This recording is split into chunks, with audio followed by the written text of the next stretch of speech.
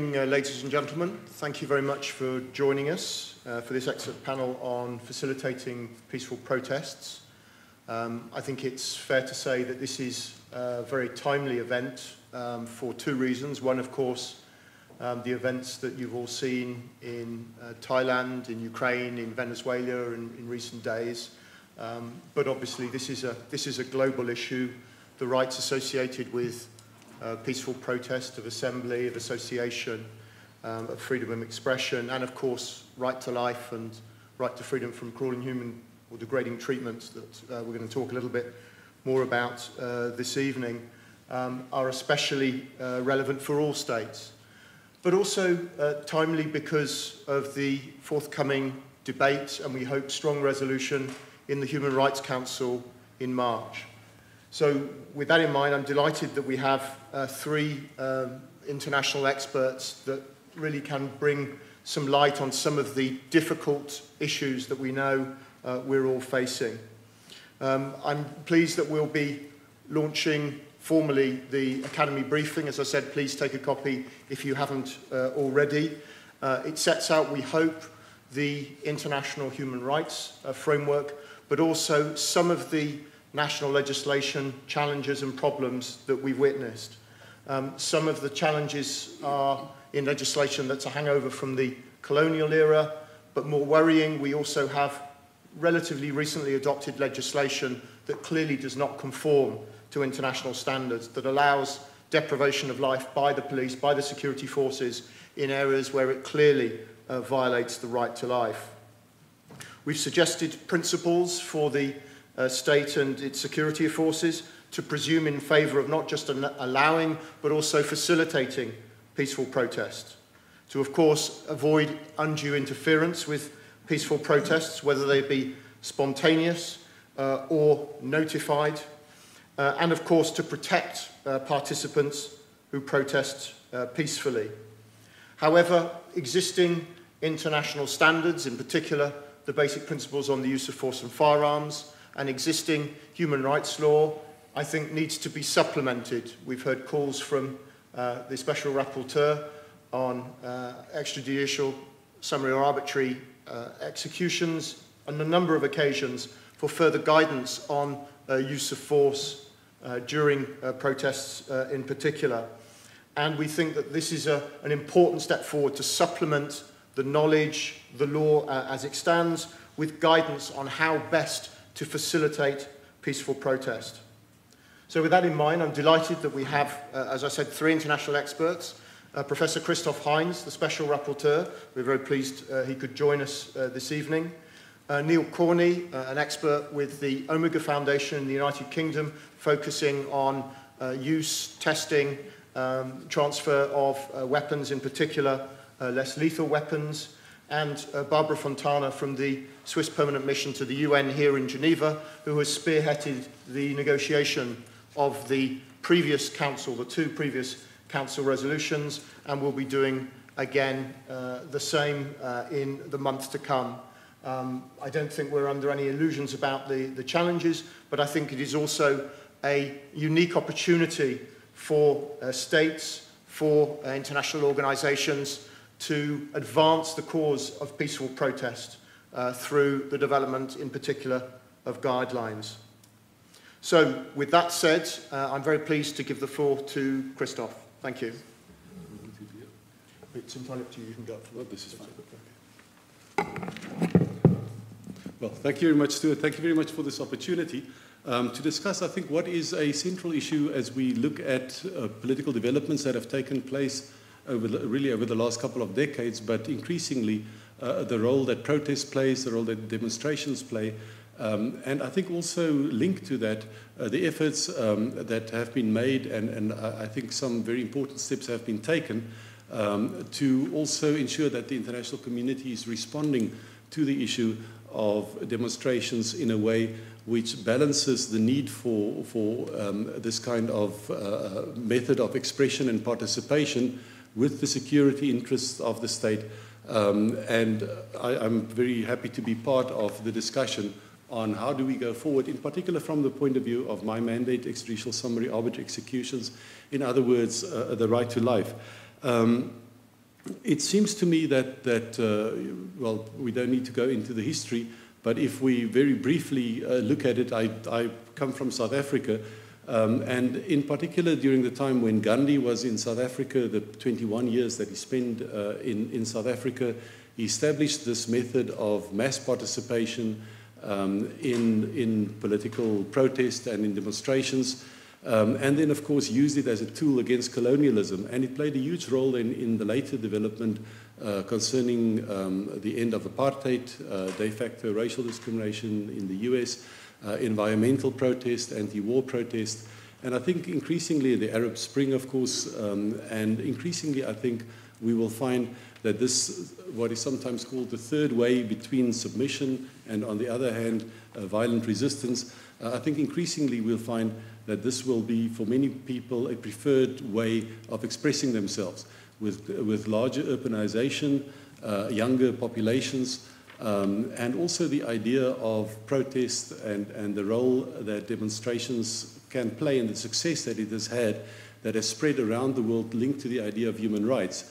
I think becomes much more attractive to people to say we want to explore this option, which from one perspective may seem threatening, particularly from the side of states, but in the end provides a safety valve and in the longer run provides opportunity for much less violence in society, in many cases in the pursuit then of causes which include then the establishment of many of the rights that we regard today as basic human rights, which really found their way and their application through the protests that people have engaged over the years. I think this is an issue that will stay with us. It's an issue that will probably expand. Its importance will expand. And with that comes the responsibility of the international community and also of states and of civil society to work out the ways in which to engage with protest and to make sure that it has a maximum effect, but also in terms of the safety, that those concerns are addressed, the safety of the protesters, of the bystanders, and of course of police officers themselves as well. My perspective, as I've mentioned, is particularly the right to life, but it seemed to me in looking at this issue over the last 2 and 3 years in particular, that it's important to go further upstream as well, and not only to look at the actual decision whether to pull the trigger, but to look at all the conditions that lead up to a situation where some situation arises where the potential use of force may come into play.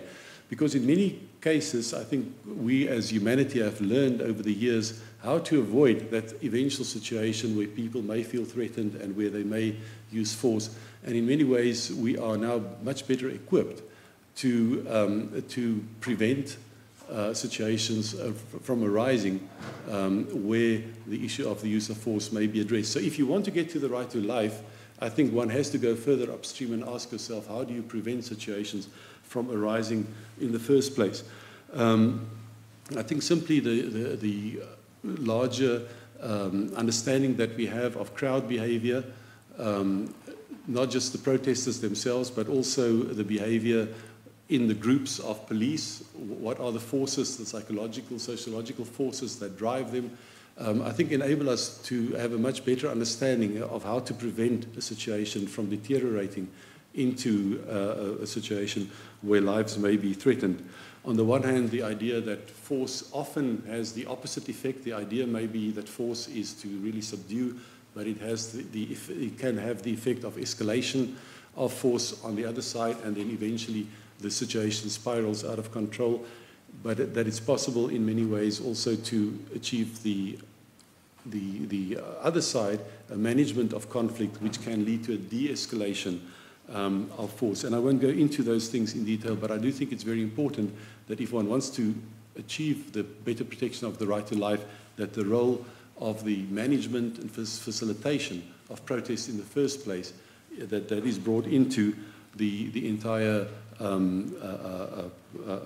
equation.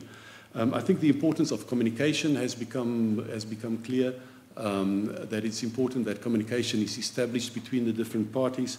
The importance of less lethal weapons, and when the soft law, and I'll refer a little bit to that, was developed, there was not that much known about less lethal weapons and their availability. Of course, the introduction on a large scale, I think, has, by and large, has had the effect of mitigating the impact of eventual conflict. But at the same time, I think increasingly, and I think Neil will also focus on that, there are also problems associated with so-called less lethal weapons, and in some cases, under the pretext that these are less lethal weapons, they are used in ways which are not less lethal.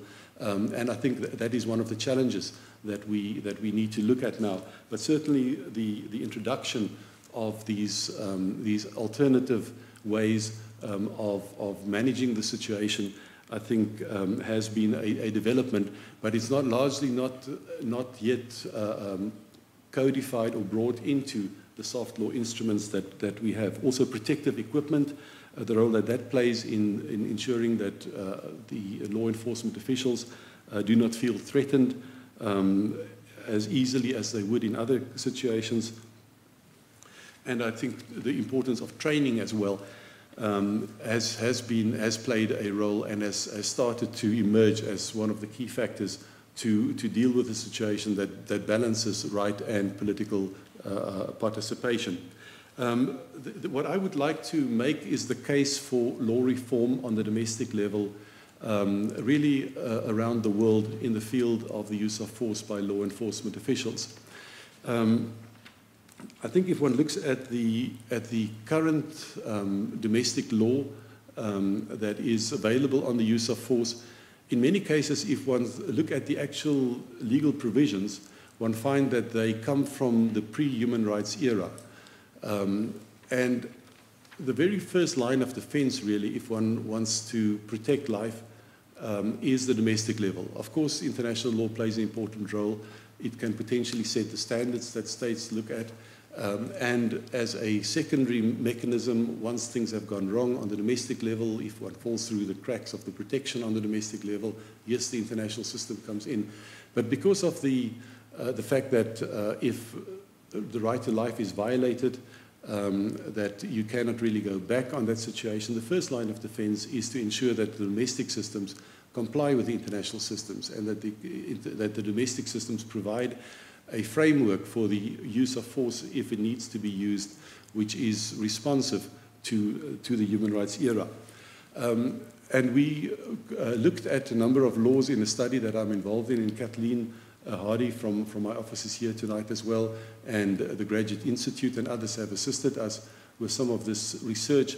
And we got 145 states, the laws, domestic laws on the use of force. And it's interesting if one looks at these laws and you compare them to the international standards, that one sees in many ways that both aspects of the right to life, in the first place, that one should not lose your life in an arbitrary fashion, and in the second place, if there's a violation of the right to life, that there should be proper accountability, that both of those components in many cases are not properly dealt with on the domestic level.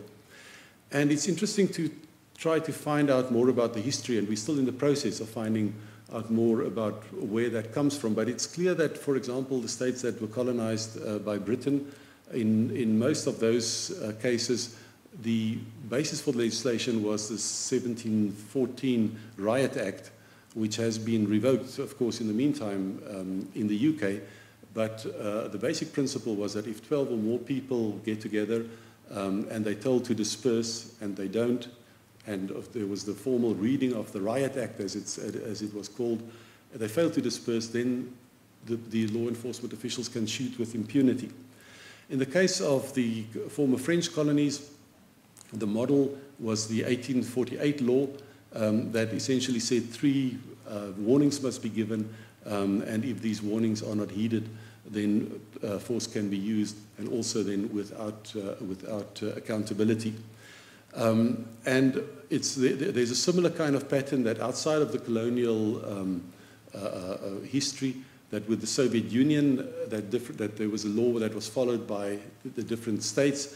And so in many cases we see that Egypt, for example, the laws when Tahrir Square took place came from 1914 and 1923. In the case of Jamaica, it's still very much based on the Riot Act, and that comes from 1857. So in many cases, the laws are still from the pre-human rights era. So the challenge, of course, is what should be done about that. The soft law that deals with that's the most elaborate provisions concerning the use of force, which of course come from customary international law, but also from Article 6 of the ICCPR, and then from regional instruments as well, but particularly that deal with the use of force by law enforcement officials, are the Code of Conduct on the use of force by law enforcement officials of 1979, and then the Basic Principles of 1990 on the use of force and firearms. And certainly the starting point is to look at what is provided for in the international standards. And there are really 4 areas that are dealt with as far as the use of force is concerned, and then, of course, the provisions concerning accountability. There must be a proper legal basis for the use of force. In other words, the police must be given a guidance and firm guidance in law in terms of how force may be used. And that should be codified in national law, whether it's legislation, whether it is in the decisions of the courts or in other sources of law. But as a starting point, it should be clear what the outlines are. And it's, of course, one of the primary duties of the state is to protect life, and in particular then to protect life against the violation of life by its own agents, by the police. So the first duty, an important duty, is then to ensure that there's a legal structure. That legal structure must comply with the standards of necessity, that force may be used only in a graduated fashion, and if it's possible to achieve a legitimate objective using less force, then that should be followed. And then in the third place, proportionality, that the harm done should be balanced with the interest that is protected. And in the case of the use of lethal force, then, that lethal force may only be used, and that is in particular Principle 9 of the Basic Principles, in order to protect life. So that the intentional killing of a human being can only take place if that is done in order to protect another life. And I think that is the pivotal principle, the protect life principle, one may call it, after the wording of Principle 9, which then says that, well, I think just 2 short effects of that is to say you may not use force simply to disperse a meeting. If you want to make the distinction between the 3 kinds of demonstrations that you can have peaceful and legal protest, then you can have protest that is unlawful but still peaceful, and then you can have protest that's unlawful and that's violent. Now, if you look at this middle category where the protest is unlawful but peaceful, one cannot use lethal force in order simply to disperse a gathering. Yes, if the gathering threatens lives, and if individuals can be identified who are threatening lives, yes, force may be used as an ultimate measure in terms of the proportionality and then the necessity requirement, but otherwise lethal force may not be used. So the 4 principles that I mentioned, in the first place, there must be a sufficient legal basis, there must be necessity, and there must be proportionality. And then in the 4th place, and this is an element that I think is often not given the emphasis that it should be given, and that is the element of precaution. So precaution, I would see as any measure that can be taken short of the use of force that makes the use of force unnecessary. So a warning, of course, a warning should be provided where possible, but that links in with what I said earlier about going further upstream and making sure that a situation where the use of force comes into play does not arise can have many other components. Proper training, if I think of the kinds of examples that I've encountered with police officers who would, for example, tell you that initially when they started out, they didn't have the understanding that they should, for example, ensure that they don't break their ranks as police officers. If there is a potentially violent situation, they break ranks and one police officer goes to the one side and the others on the other side, and that person is encircled by protesters, then often that is a recipe for disaster. Police training in terms of making sure that those situations don't arise in the first place, that protest is not channeled past the vehicles and past large windows that can be broken in the process. So many steps of precaution that should be taken. And I want to argue that one of the important steps in terms of precaution is to ensure that the legal system, the domestic legal systems, that the laws are in conformity with international standards. Because it's way too late if one wants to, if there is a situation that escalates and now you think, well, I should have changed my laws in the first place to make sure that we don't enter into a kind of situation where force is used excessively and eventually the entire security of the state may be threatened. Because by that time people have not been trained, less lethal arms are not, less lethal weapons are not made available and so forth. So the idea of precaution, I think, is very important. I had the opportunity to visit Zambia, for example, in the course of the first report that I did. And in the week when I was in Zambia and I spoke to the riot police, they had a water cannon arrived. I do not know actually to what extent it has been used afterwards, but the person in charge of the riot squad told me that the police officers only had live rounds. And he said, if that's the only thing you have and you're trained to use that, at some point you're going to use it. Because you are trained to use that particular weapon, and young people who are then faced with in a confrontation kind of situation and do not have any alternatives, that is indeed what they're going to be used, also because they get the message that this is sanctioned by the state. So I think all these measures of precaution are important. I would want to argue, and perhaps I can conclude for the time being with that, is to say that I think it's very important that if one wants to spend one's energy in the field of law reform, that we look at domestic law reform in this area. In many cases, the domestic laws, contain provisions which may, in the typical kind of situation, they contain some of these elements that I've mentioned. They may say there must be a warning, or in other cases they say the police officer must act reasonably, or they may say that warning shots must be fired, or you must not you must shoot at the lower part of the body. Now, those individual items may be present in legislation, but that's of course not the test. The test is whether all of them are together. If you only have necessity, graduated force must be used, but you don't have proportionality, then you are still in a very dangerous situation. And so it seems to be important to look for opportunities on the regional level, on the domestic level, to encourage law reform. So one of the things that from the side of my mandate that we'll be doing is we'll be putting up all the laws that we have on the website. We'll add to that also decisions of courts and also the standing orders of the police as far as we can get that, and any information really on states concerning the legal framework for the use of force on the domestic level. So I want to use this opportunity, if I may put in a short plug for that. This will be on the website of the mandate.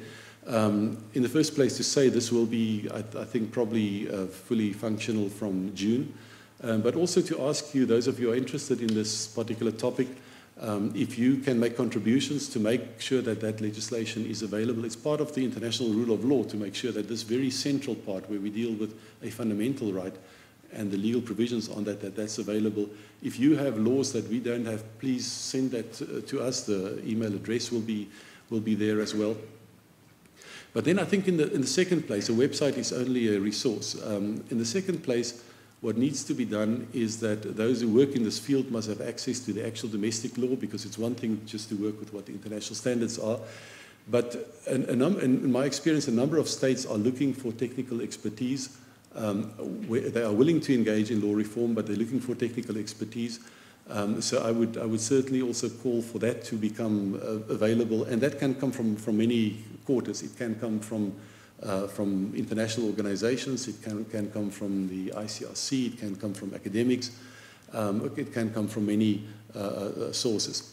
The third point I want to make there is that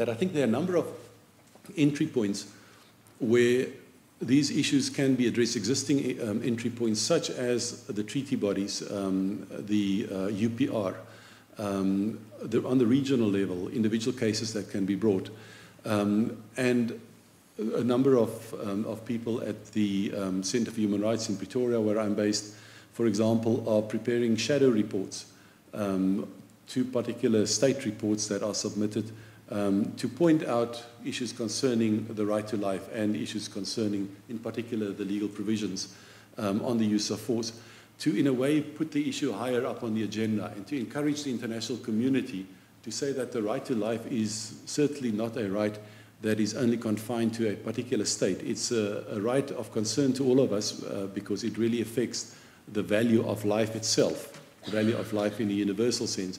And for that reason, there's legitimate universal engagement in ensuring that the domestic laws of all states are as closely aligned with the international standards as possible. I have one or two other things, for example, on the basic principles and so forth, but perhaps we can deal with that when we get to discussions as well. So thank you very much. Great, thank you very much, Christoph. As you mentioned, there's still too many police forces that have nothing between a baton and a firearm, and this is potentially where less lethal weapons can play a role. They can, if used, tested, deployed appropriately, ensure a graduated use of force that prevents the need to resort to firearms. But which less lethal weapons and how should this happen? I'm very pleased that Neil will address this now. Thank you, Neil. Hello, everybody. Just to make a bit of an introduction about the organisation I work for, because we're quite a small organisation, and you'll be amazed to know we only got a website 2 years ago. We do research in the background, but you can go on our website and I can circulate that afterwards and have a look at some of the reports we've done. We started work in about 1990. We specialise in researching and investigating the manufacture, the trade, the use, the human rights impacts, and the trade controls on military security and police equipment, everything from identity cards up to attack helicopters. A particular focus has always been on what we call the repression trade. So that is anything in broad terms that governments can or have used to oppress or repress or control their populations, particularly crowd control equipment used for public order policing, and that encompasses less lethal weapons. We've been, over the last about 3 years, particularly doing some in-depth research on the appropriate and the inappropriate use of less lethal weapons and the use of force. So I'm going to just skirt over less lethal weapons, what are they, and some of the risks and issues involved, and perhaps steps to improve some of this area of work. So we just remind ourselves of Human Rights Council Resolution 2210 of 2013. So all states should avoid using force during peaceful protests and ensure that where it is necessary, absolutely necessary, no one is subject to excessive or indiscriminate use of force. And less lethal weapons are often seen as a useful tool in fulfilling some of these obligations and statements.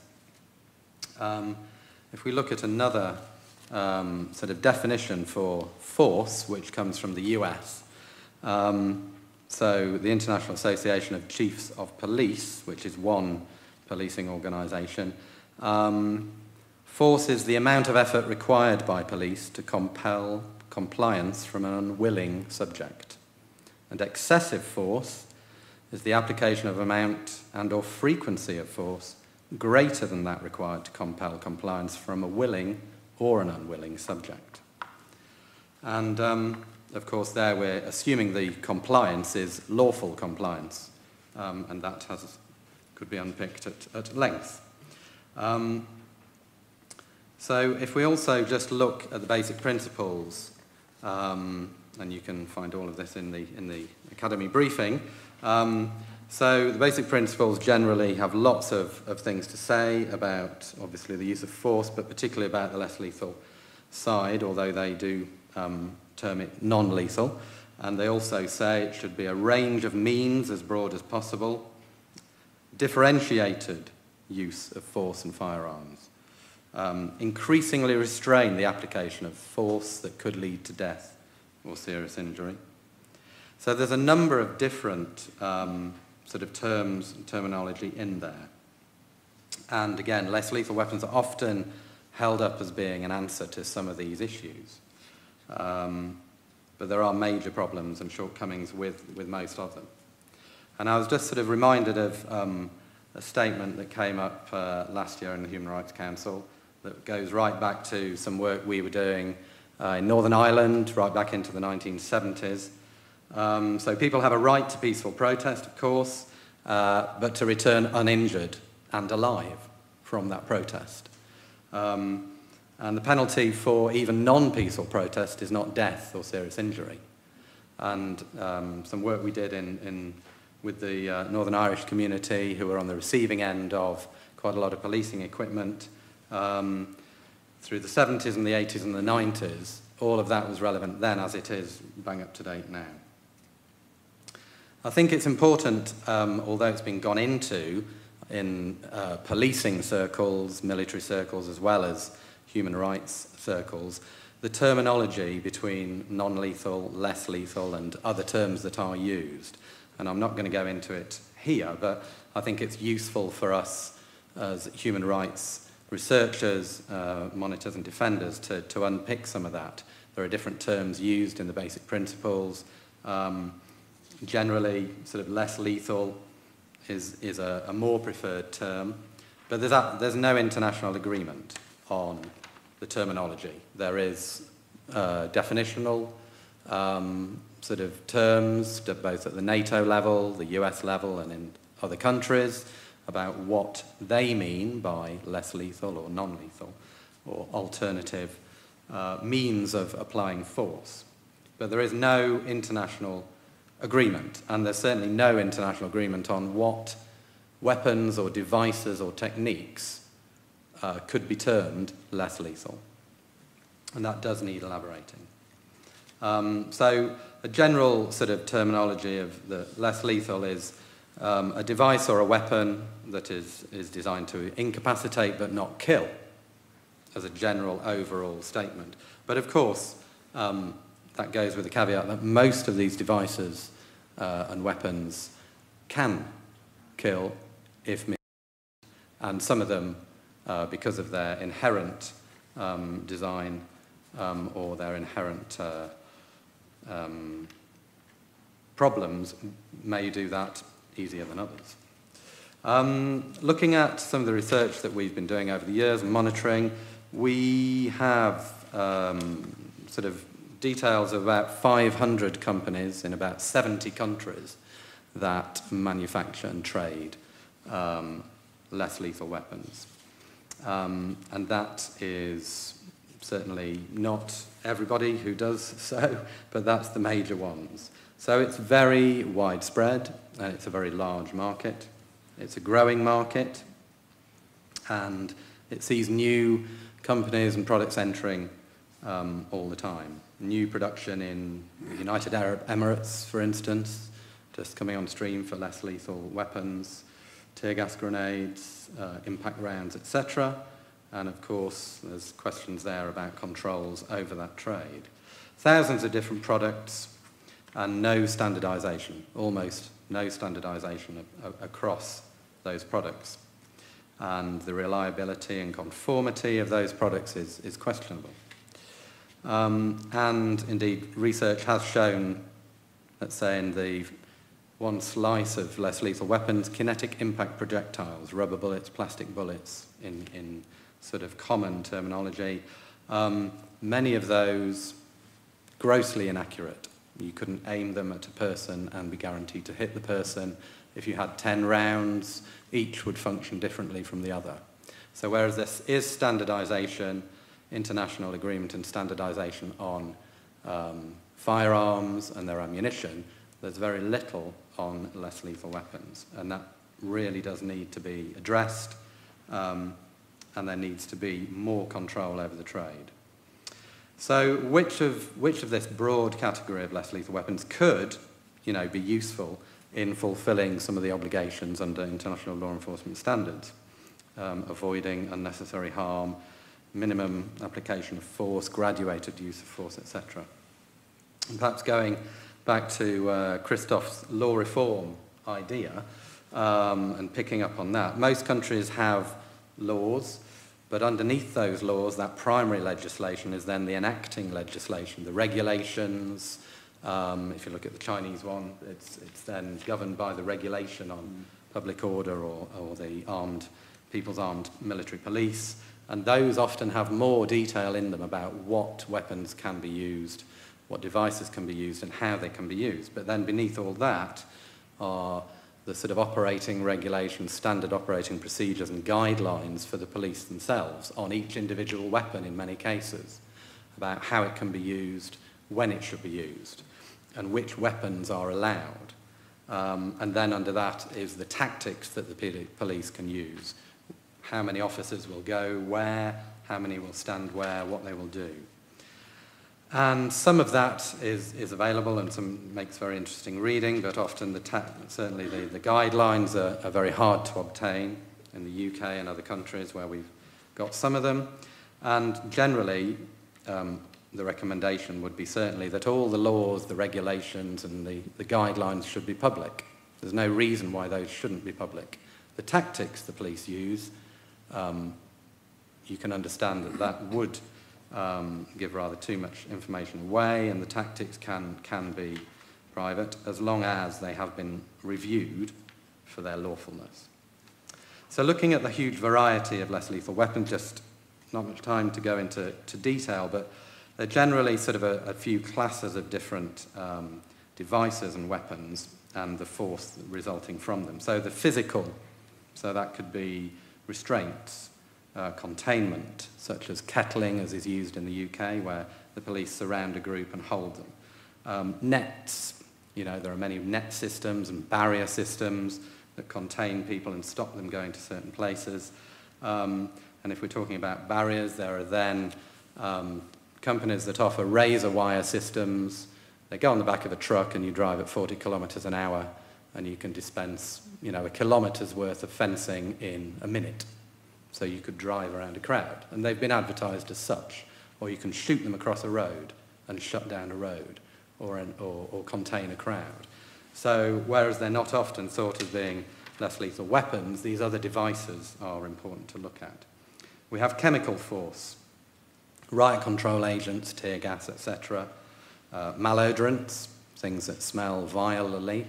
The most used one at the moment is an Israeli system called skunk, which is indescribably foul in its smell. They advertise it as completely organic, and you can eat and drink it, and it won't harm you. It might make you violently sick, and there's certainly questions as to its medical effects, and because these things are often used repeatedly and to excess, there are certainly questions there. And then moving on to incapacitants, incapacitating agents, which are just on the threshold of being developed.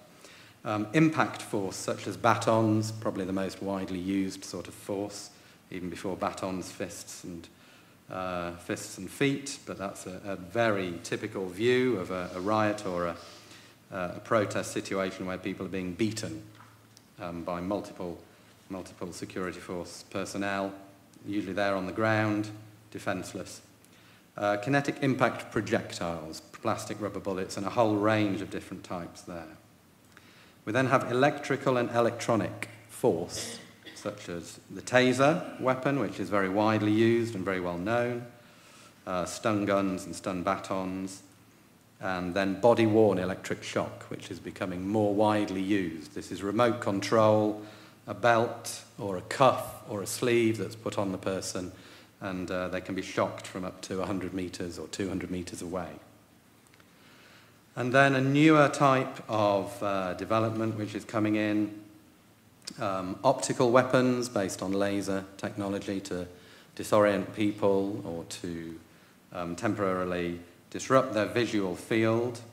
The downside of those is some of them might blind you if you get in at very short range.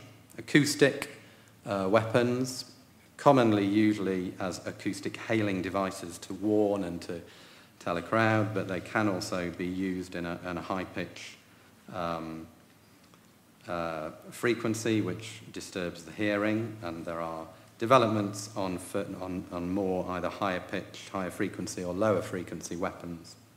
And then directed energy weapons, which at the moment the only one in use or real development and testing is a US system, which is based around millimeter waves, which will heat the skin from hundreds of meters away and force you to move out of the way if you know the way to move out of the beam, which is invisible. So again, major questions around those. And then at the final bit is the firearms force. And I include that because quite a lot of the less lethal weapons that are used at the moment are also firearms. So a lot of munitions and devices are launched by shotguns or rifles or grenade launchers, which are all firearms, even though the munition itself might be termed less lethal by either the manufacturers or the users. And I think there's a question around all of that where we're mentioning firearms as opposed to other devices in the standards and the reports and that sort of thing, that we just need to perhaps think about that a little bit more and unpick that a little bit more. Certainly some of the less lethal devices on the market, definitely are more akin to firearms. They're shaped like firearms. They propel things with an explosive charge down a barrel, etc. So that needs to be unpicked a little bit. And certainly we're sort of seeing in Ukraine very recently, of course, the widespread use of shotguns there and the misuse of them, people firing them in all sorts of different ways over their heads, etc., with no possibility to aim safely and in conformity to international law enforcement standards. So moving on to a quick sort of overview of the risks and the problems, which are multiple with less lethal weapons. There's certainly not, it's not a one-size-fits-all. All less lethal weapons are not equal, and some are extremely problematic, and some, we would argue, certainly should be prohibited. So if we need to project force onto somebody who is presenting a risk of serious injury and violence, we should be able to do that consistently and as safely as possible.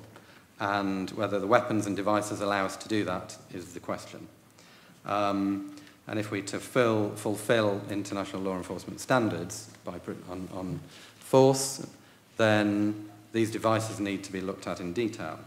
They need to be targetable to an individual, we would argue, wherever possible. Then they need to be discriminate to an individual, not involve uninvolved persons. And some technology just simply doesn't allow that. The multiple and repeated use of force is a major problem. We're seeing it in Bahrain, in Egypt, Turkey, etc., many countries around the world, where small populations are being repeatedly subjected to multiple applications of force or chemical irritants or other devices. So looking at the impact devices, and particularly the launched devices, which are very common around the world, the accuracy of those devices is very important. If you are aiming at somebody and you have no chance to hit them, then your device is not only tactically useless and practically useless, but also puts other people in danger and at risk. But also you have sort of maybe told your law enforcement officials that they have an item in their possession which is useful, and quite often it doesn't do the job that they expect it to do. So in that fast-moving situation of a protest, possibly of violence, possibly of risk to the law enforcement official, you're giving them a tool which does not fulfill the function. There are certainly hundreds of different rounds and munitions on the market that can be launched towards people to give them a blunt force impact, which is designed to stop them doing whatever they are doing, if it's unlawful. But most of those, as I say, in some very good testing in the US, where they looked at this quite a number of years ago, and it hasn't been brought up to date, but at that time they found that most of those rounds that were on the market were almost, really useless, and most of them are still on the market. If we look at a lot of the weapons that are used to launch these devices, you can launch them singly or you can launch them multiply. And you can launch them at incredibly high rates of fire. You can have automatic fire to launch your rubber or plastic impact rounds. There's a couple of new systems on the market from US manufacturers. They're in use in Israel for launching, mainly used at the moment for launching chemical irritant rounds, but a system that's gone into Bangladesh very recently following some unrest there, or during the unrest, in fact, they were transferred across, fires hundreds of projectiles per minute. It then needs renewing, but it will carry on going.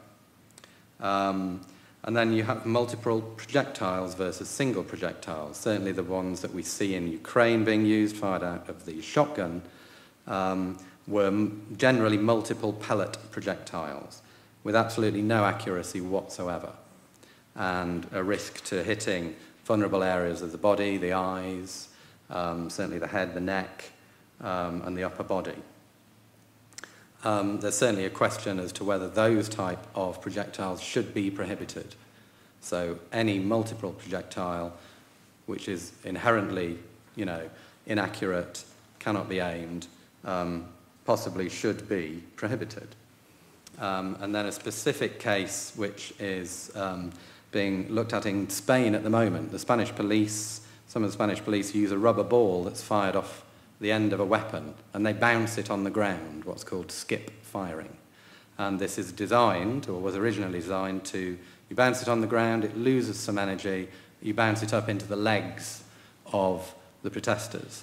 The problem is that it ricochets uncontrollably. You have no idea where that object is going to go. And certainly in Spain, more than 20 people in the last few years have lost eyes through this method of firing. And we would certainly argue that that method of firing should be prohibited within international law enforcement standards. It was widely used in the States maybe 40 or so years ago, and has fallen out of favour there. And testing has shown that you cannot predict where the projectile will go. So there's a whole issue around the testing and evaluation of these devices. And if you wish to project force onto a person and do it as safely as possible, over time, over studying the impact rounds in Northern Ireland, it was found through medical reports of injuries and people presenting at hospital, eventually, over many years of lowering the aiming point from the chest to the abdomen, the aim point is now at the belt buckle, because there were injuries to the upper chest, to the neck, to the head, because the rounds were inaccurate. So we have to aim lower, aim at the abdomen, but then there were more injuries. And finally now, the aim point is the belt buckle, because ideally the round should fall over the distance that it's being fired at, and if there is an inadvertent aim, it will fall off into the legs. And certainly the UK system at the moment possibly is one of the more accurate ones in the world, but that's only because from the 1970s onwards up till the mid-1990s, as a result of 17 deaths and many serious injuries from those rounds, the weapon and the round itself and the whole system was improved.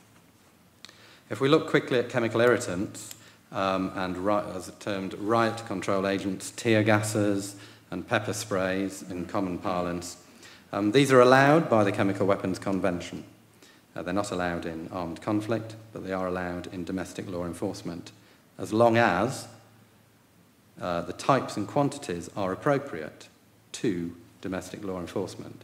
So there's a real question there about some of the means and methods of dispensing tear gas and pepper spray. They can be targeted onto an individual, but they generally affect a wider number of people. And there are a number of different means of dispersing them. The ones most commonly seen in Egypt, Bahrain, etc., are either fired from a weapon, and it's basically a cartridge, a metal cartridge with a small insert in, which is fired and flies a certain distance and then disperses the tear gas. Or there are grenade types, like a hand grenade. You let the lever go, you throw it, or you fire it, or you launch it, and it disperses the irritant. Many cases of the cartridge type being used to fire directly at people. So many deaths resulting in the direct impact of a metal cartridge, which is about, 3 inches long, impacting people. And many deaths resulting. They should be fired either higher into the air so that they fall, or into a safe space on the ground, but rarely does that happen. The grenades can explode and set fire, etc., so major problems with the technologies themselves. And then on top of those we have the spray systems, a type of thing that was seen in Turkey with the famous case of the woman in red who was sprayed with a larger sort of spray tank, a riot tank.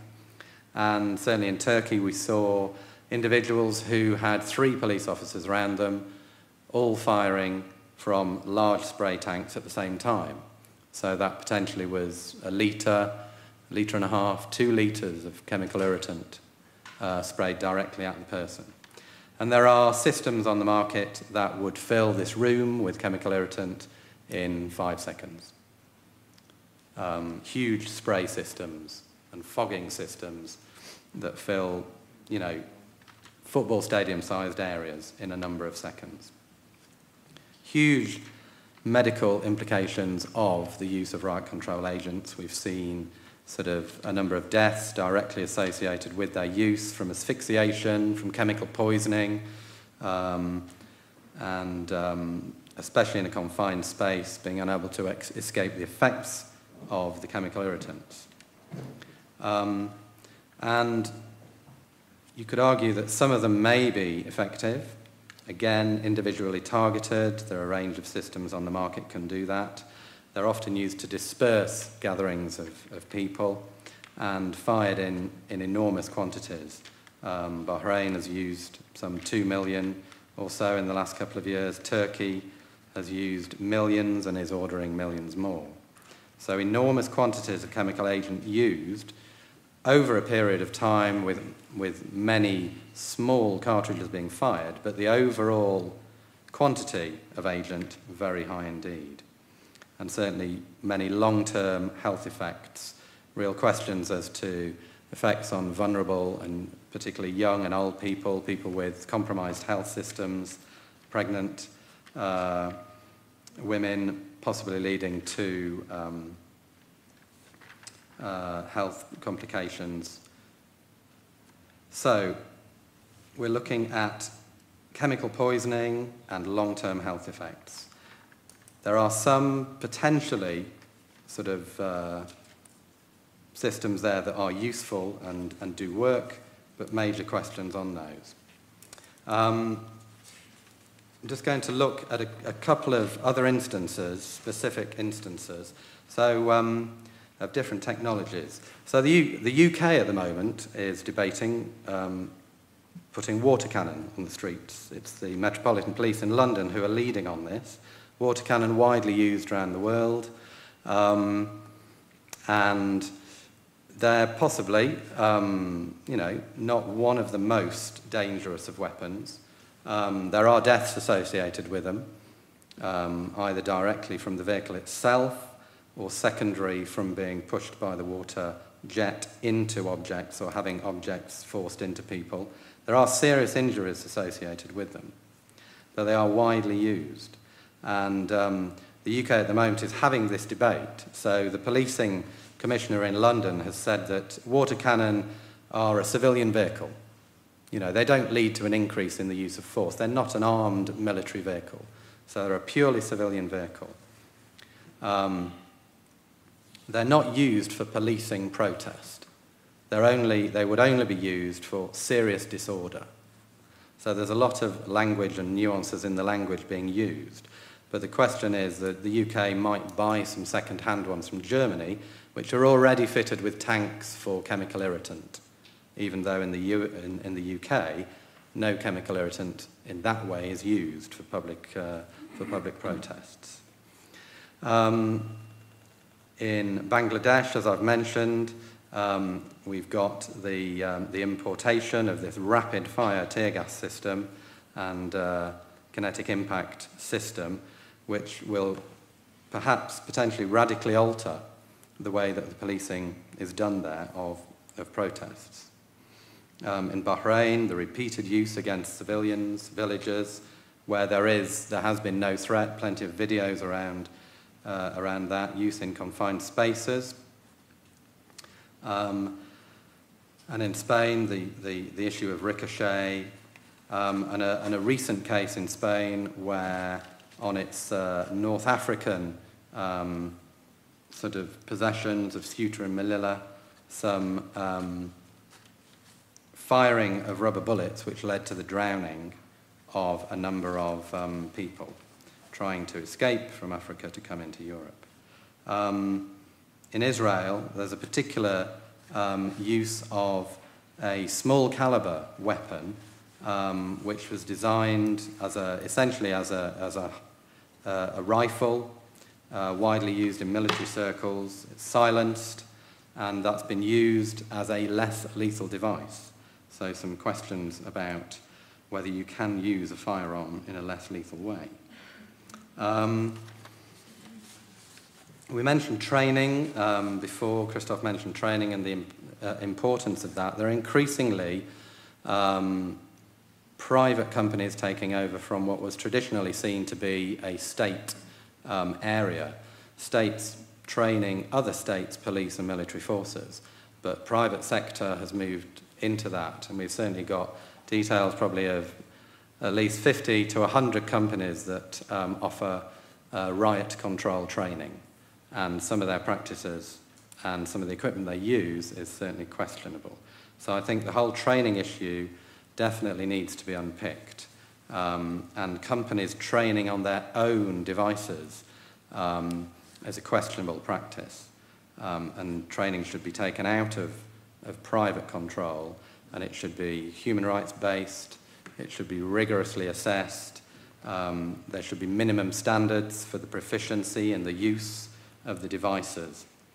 And certainly in the best practice cases, that's what happens. People are trained, a very small number of people are trained in such devices. They're often trained to see those devices as firearms and trained as if they were firearms, even if they are projecting rubber and plastic projectiles. Have I got any more time? Or maybe save it for questions. Yeah, I will. Yeah. Sorry.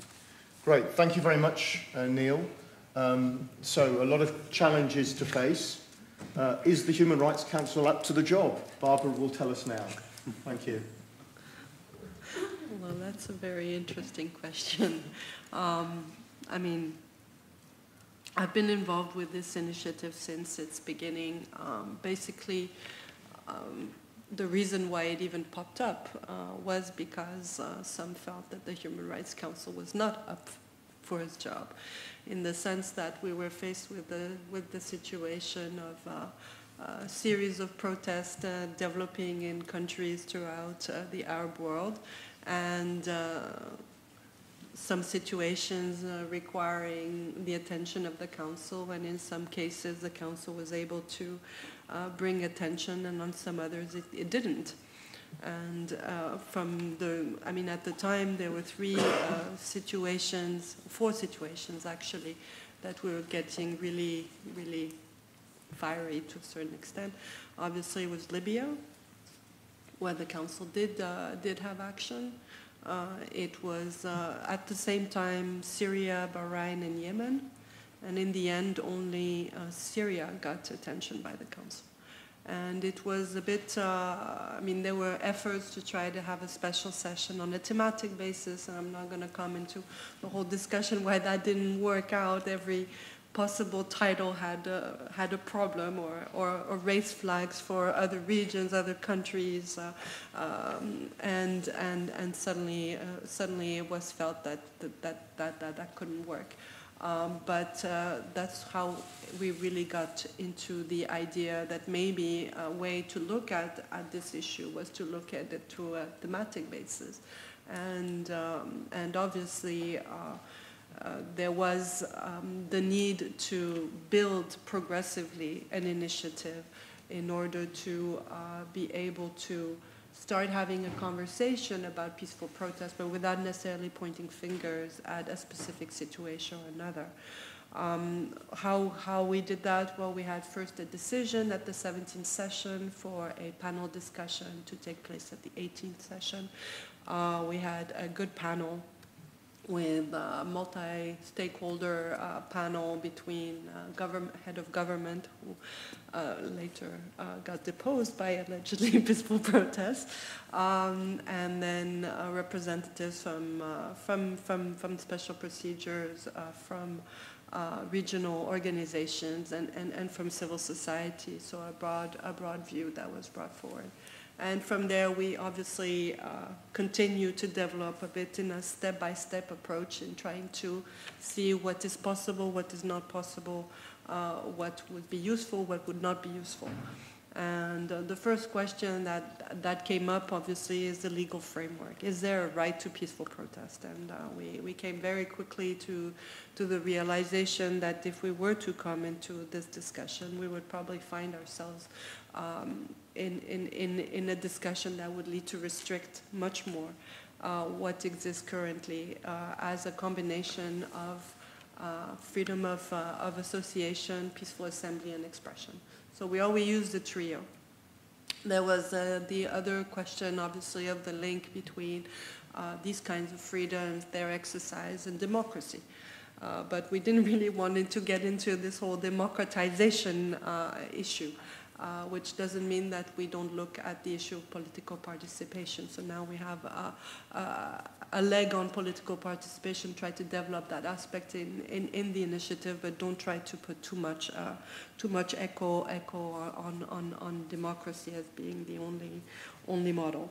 At the same time, there was then obviously the question of application of the legal framework. What does that mean? Because many states were clearly were telling us, well, these are rights that can be restricted. There are limitations. They're allowed in international law. So basically, if we feel like it, we can do whatever we want. And this is where the discourse had to come in terms of clarifying that obviously the principles that many committees have already highlighted a number of times and put in general comments, that there are limitations to the limitations you're going to be able to put in place. And of course through the work, including the work that Christophe has done, and Maina Kiai, who's a special rapporteur on peaceful assembly and association, the kind of limitations or considerations that need to be taken into account when there are restrictions put in place. And those are quite limited, or at least should be quite limited, and the first one should clearly be simply if there is any danger to others, and that is probably one of the most important in having the conversation on how one evaluates that. The other thing that as we were moving forward, we realized was also the tension between this focus constantly on domestic legislation, what is lawful, what is unlawful, while the basic principles, and as was explained before, go more into what is peaceful and what is violent. So obviously these standards are not automatically the same, and there's not just one response for an unlawful assembly. So already that requires a bit more of a sophistication of the kind of debate we were looking into. at the end of the day, the idea behind this whole initiative obviously was, not to encourage peaceful protests to take place, but when they take place, that they should remain peaceful. And therefore that obviously that does require identifying what are the specific obligations that international law actually imposes on states. So obviously on the one hand, it's the one to permit these freedoms to be exercised, and so we have a whole language on the need not just to tolerate but to facilitate, to provide public space, etc., etc. But obviously conversation also on use of force and peaceful protests, that was very difficult for us to have it accepted as being part of that conversation, because there is obviously also the obligation of states to protect the protesters, protect bystanders, protect all other law enforcement officials that are dealing with the protest. And so obviously there can be tension there, and there can be tension in various ways. Training, material, equipment, everything is very useful and very sensitive, and obviously since we have a whole spectrum of possibilities there, this is why the initiative is relevant for all states, basically. We all have issues with peaceful protests. We all have had cases where our protests went violent. We all had to draw lessons from that. We have all legislation that sometimes we don't like. I mean, the first year we came with a full-fledged resolution, we had a referendum in Geneva regarding modification of the law, which was a result of a anti-globalization protest in link with the G8 in Evian. I mean, these are all things that but obviously we have to move forward and continue having a conversation on that.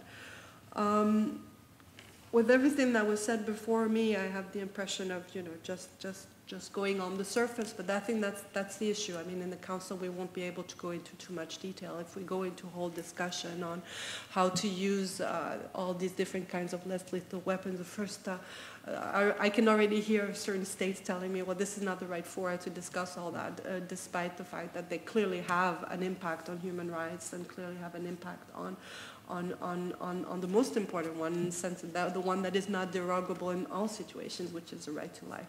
And that's also where the whole conversation also needs to continue, and where we're trying to focus further is this whole issue that basically it's not because you have a certain number of violent elements in a protest that the whole protest becomes illegal. It's not a reason to justify using indiscriminate use of force, etc., etc. So there is more to be done in this regard. How we continued was after the panel, so we tried to develop and do a step-by-step approach in getting a report and getting a seminar.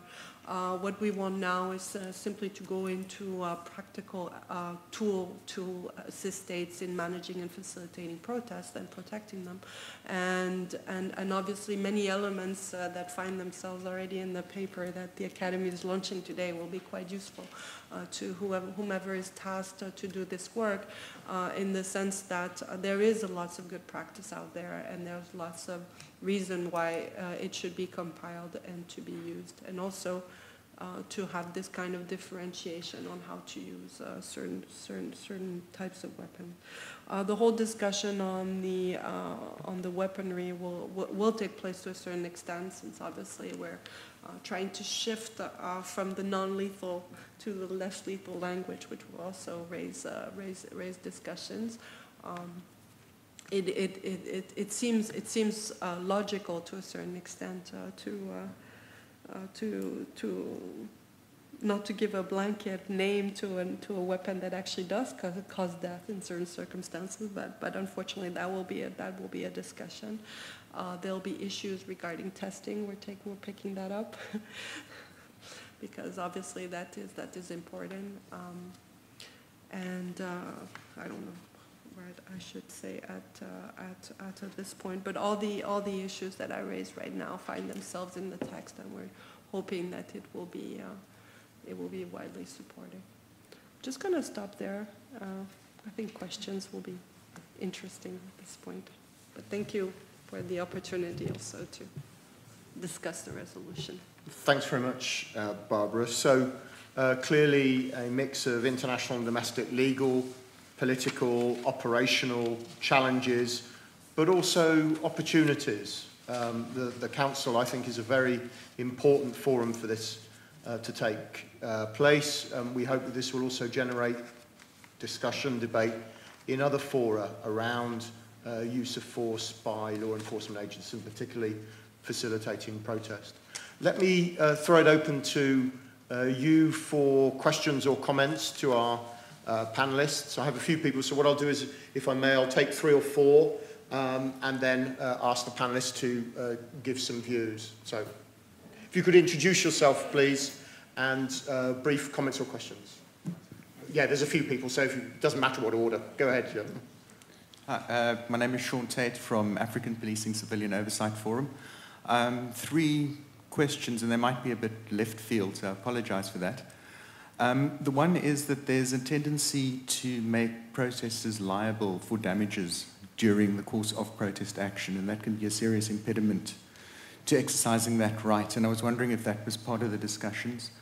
The other is whether around peaceful protest there was any consideration of protests that are happening inside detention facilities and asylum facilities where the kind of rights are already restricted and how those are responded to. And the third, perhaps linked to the less lethal use of force, but the way in which interception of information is being used to identify perhaps agent provocateurs and the impact that that has on privacy and whether that was a consideration. Thanks.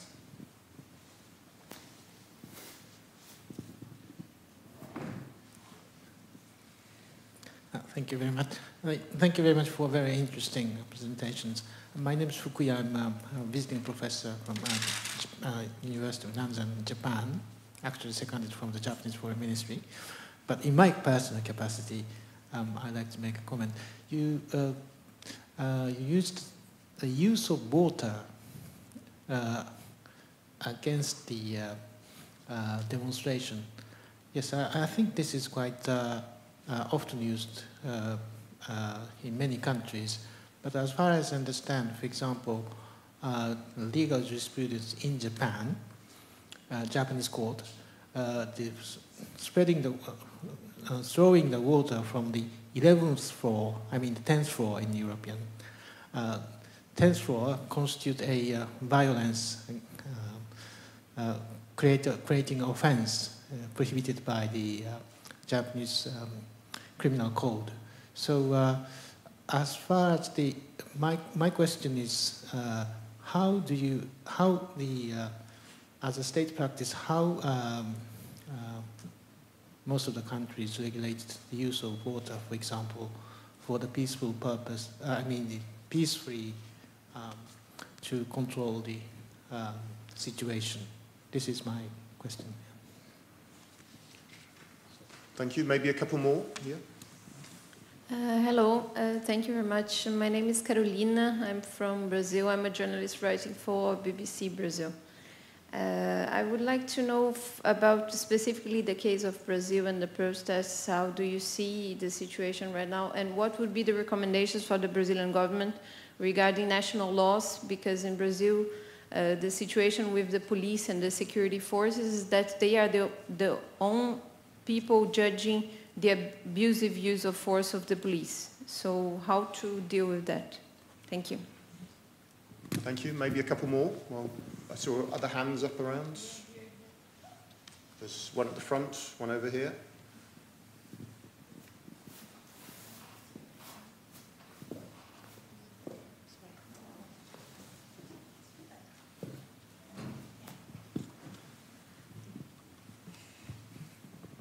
Good evening. I'm a student of international law from the Republic of Korea.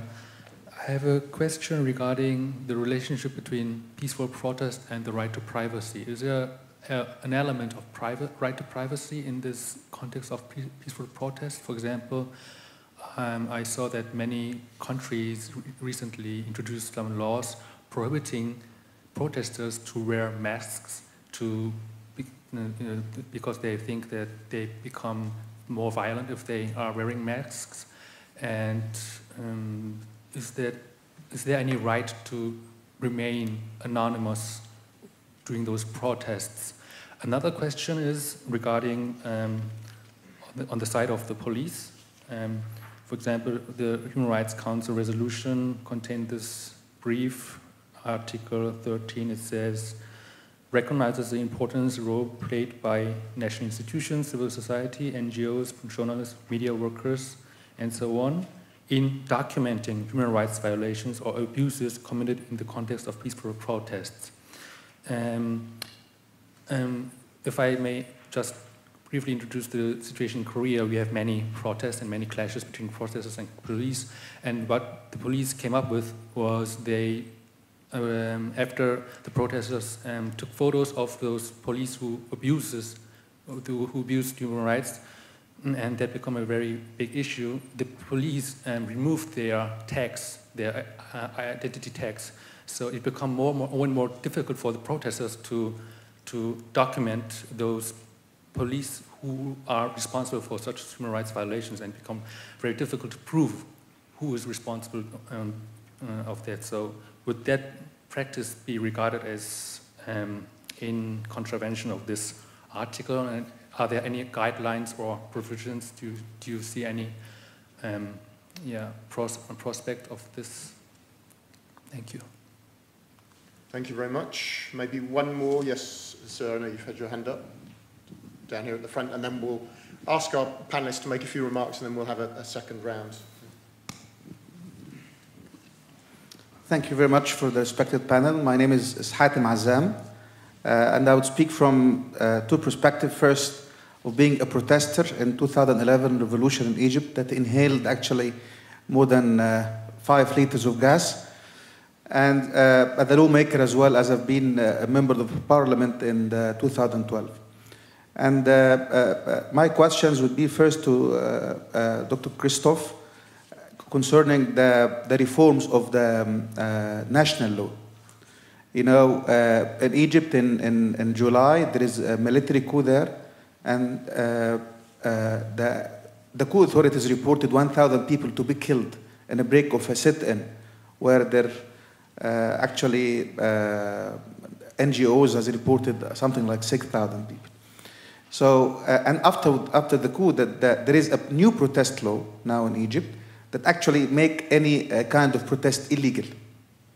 Yesterday, as we speak, I think more than 70 people has been put in jail by a court with 3 to 7 years because they are protesting.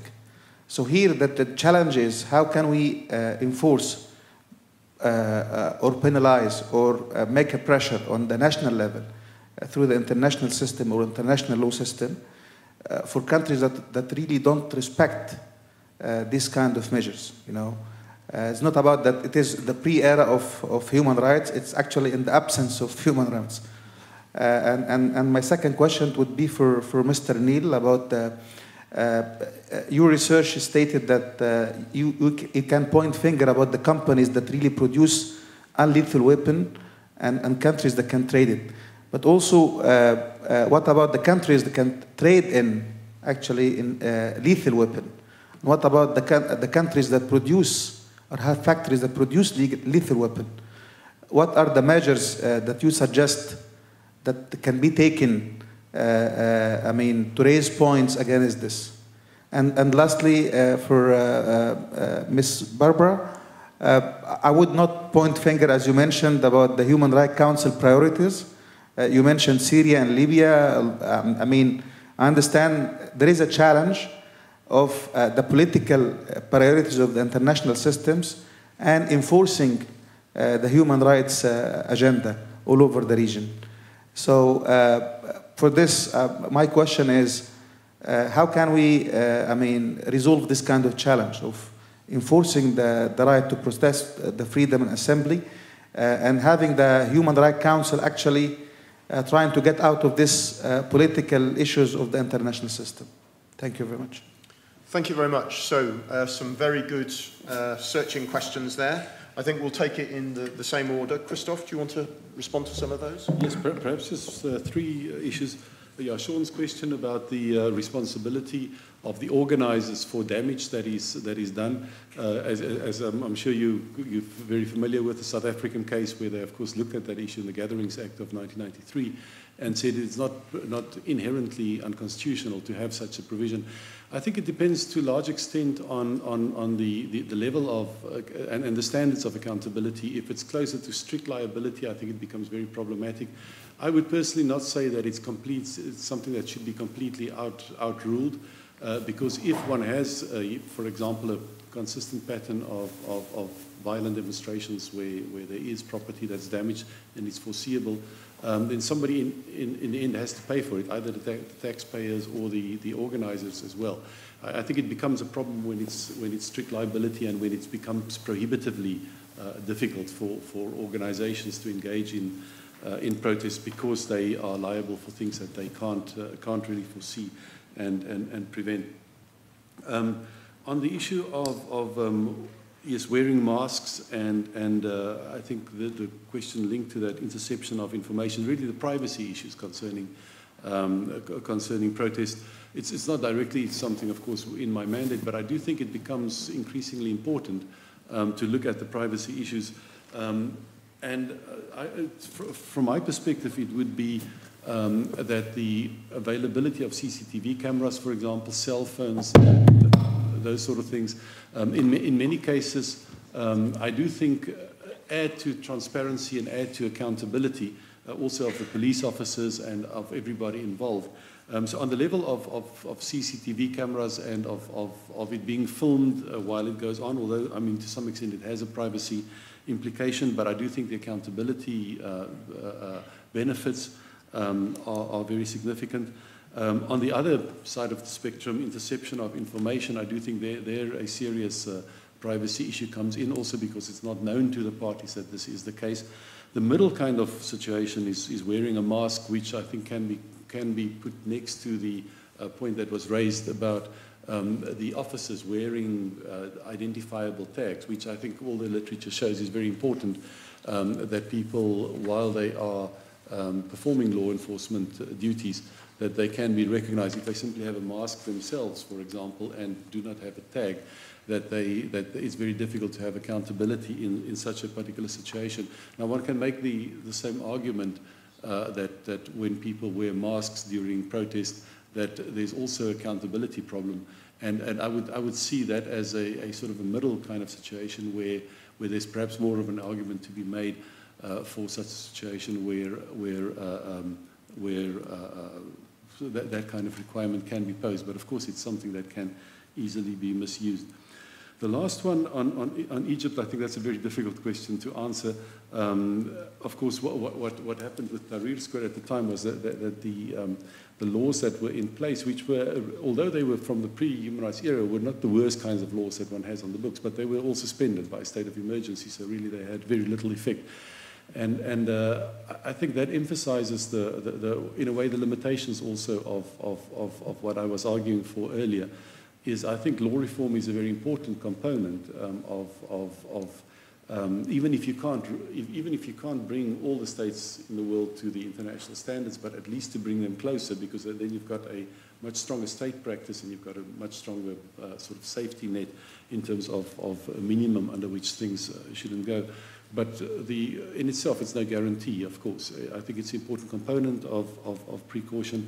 But the longer-term solution is perhaps not a strictly legal one. It's the political climate. It's the involvement of civil society, the educational process, and it's very difficult to solve that because it's a failure of the application of law. It's very difficult to solve that with law itself, and that has to be in the broader context. But there's no easy answer to that. Thank you very much, Christophe. Neil, do you want to? I'll pick up on a couple of things. Sean's interception question, which is really interesting. I mean, in the UK, we've had sort of interception of protesters' communications and emails leading to pre-arrest before the protest was going to take place. because the police sort of thought that something was going to happen, or based on previous protests, wanted to arrest the people. So I'm not, yes, I mean, that's clearly an abuse of that power. How it relates to agent provocateur, I'm not totally sure. The undercover policing issue in the UK is a big issue at the moment, and how that led to sort of some protests going ahead, which wouldn't have gone ahead otherwise because they incited people to do that. But it's an interesting question. The water cannon question, the water question from Japan. Countries will have a wide range of guidelines on how to use the vehicles. I mean, the vehicle itself, you know, could be used as a weapon and has been used in a number of cases and has led to deaths where people have been run over. So inappropriate use of just the vehicle itself, let alone the water. And you then get questions of, you know, how much water, do you fire it in small bursts, people who are being targeted, you know, if you can target them, only target them if there is a serious risk of them, you know, injuring or otherwise, you know, doing very, very violent things. The problem of knocking them over and knocking them into things, so you should have safeguards in place for that. And then most of the water cannon vehicle can have either dye or irritant added, so the safeguards there would be not to overdose people, not to fire them in confined spaces. So I think there are a range of safeguards that we could look at, and if we did examine different guidelines from different countries, we would probably find some very lax guidelines on the use of water cannon vehicles, and others which are probably approaching better practice, perhaps not best practice, but better practice. Northern Ireland in the UK has had water cannon vehicles for a number of years and has quite strict guidelines, but there was an image of the water cannon being aimed at a protester who was on top of a vehicle. So clearly in that case, the danger is you're going to knock them off the vehicle with potential serious injury or perhaps death. So fairly sort of obvious targeting issues there. The Brazil question, you know, a huge range of sort of issues and problems around the Brazil protests and what's being used and how it's being used there. And obviously the main one being that the police investigate themselves, which used to be the case, again, in many countries, and they're gradually moving perhaps towards, in some countries, more independent oversight and investigation of the police. The police should not be the ones who investigate themselves when use of force issues or misuse of force issues are being looked at. And then finally, companies, you know, producing, trading both less lethal and lethal weapons. I mean, I think one of the main issues alongside all the appropriate use of the appropriate weapons and devices is that the trade should be controlled, so that at a certain point, if you need to be able to control the transfer of equipment or weapons into a country which has experienced unrest or misuse of those devices, you should be able to control the trade. So at the moment, the European Commission has just brought out targeted sanctions against Ukraine, for example. So it's calling on all member states of the European Union to suspend transfers of equipment that could be used for internal repression because of the misuse and the deaths resulting. The problem is that a lot of this equipment is not controlled. Some of the equipment appears on the Wassenaar list, which a lot of countries use for their export control lists, but pepper spray does not. So most countries would have no trade controls, export controls on pepper spray, for example. And if you can't control it, then you can't stop the transfer into somewhere like Ukraine, which is experiencing unrest.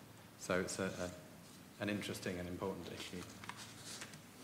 Thanks, Neil. Just to supplement that, the Arms Trade Treaty that was adopted by the General Assembly last year will regulate some less lethal weapons, the trade in some less lethal, and some states have already applied part of the treaty provisionally, pending its entry into force, which we expect next year. But by no means all less lethal weapons are covered by that treaty, unfortunately. Barbara, please. Yeah, thank you. Regarding some of the questions, the issue of that paragraph 13 it's not an article, and it's a paragraph of a resolution. Doesn't have a, I mean, it remains a non-legal binding instrument, so let's not give it more value than it has. But the idea behind it was simply to set the principle of having the possibility of civil society actors actually documenting what is going on, without necessarily going into the detail of how that documentation actually takes place, nor what kind of things that they will need to be able to document, such as the identity of police officers, for example.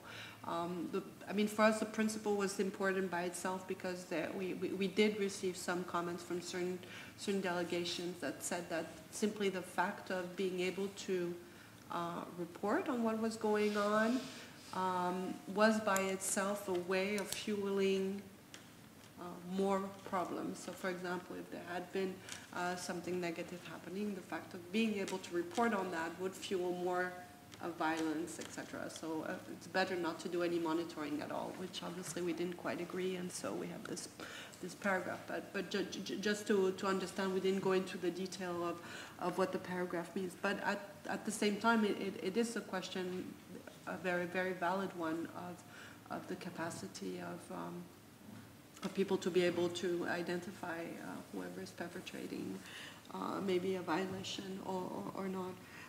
That would actually be, valid as well if it's an abuse. So if it's done by somebody other than a state agent.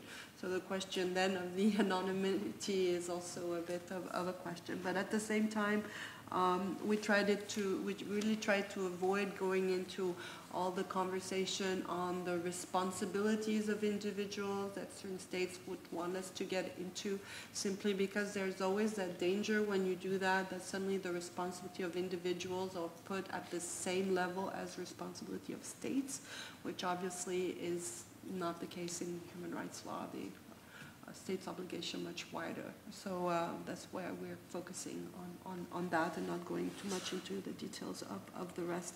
With regard to accountability issues, again, the resolution only sets the principle, but it's a good point to actually make sure that that this investigation is done in such a way that it's not the perpetrators themselves which are investigating, which is the case in, not necessarily in, I mean, I know of cases in armies where that is the case.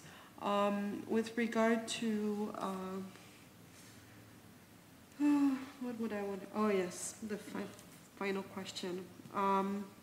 Yes, of course, there is one situation that is still not on the agenda of the Council either, and that is the situation in Egypt. When I was making reference initially to the origin of the initiative, obviously the protest had already started, the revolution had already started, and Mubarak fell. So there was, let's just say, maybe a situation that was a bit different then when we launched this initiative than what it is today. This being said, it's a problem all over. It's whether it's in protest, whether it's on torture, whether it's on the death penalty, whether it's on every issue. If you don't have a minimum of cooperation, international system is, has its limits, and then the Council is not a body that can impose sanctions, cannot take decisions, can refer obviously the situation to the GA. The GA can refer to the Security Council, but obviously this all depends also on political will and political opportunity to do something. Still, at the same time, depending on on the country concerned. Sometimes the international efforts are simply, how'd you say, something to complement efforts which are taking place either bilateral level and regional level. So we always have to make sure not to simply always look at the international, expect the international to solve everything, when in fact there are other means that are maybe much more how do you say, which maybe have more chances of reaching. But it's true that at the end of the day, it's always a question of making sure that situation doesn't get, how do you say, unnoticed. Thank you very much, Barbara. I'd like to see if there are one or two more questions or comments. Yeah. One at the back, just behind you. Start there and then we'll move round. Thank you very much, Michael Linachen from the International Service for Human Rights. I have three very brief points / questions. First, I'm interested in the reflections of the panel on the differentiated impact of a violent response to protest on different protesters. So we see, for instance, that human rights defenders are often specifically targeted by the police during and also after the protests. Of course, women human rights defenders are also particularly vulnerable, so I'm interested in any reflections in that regard.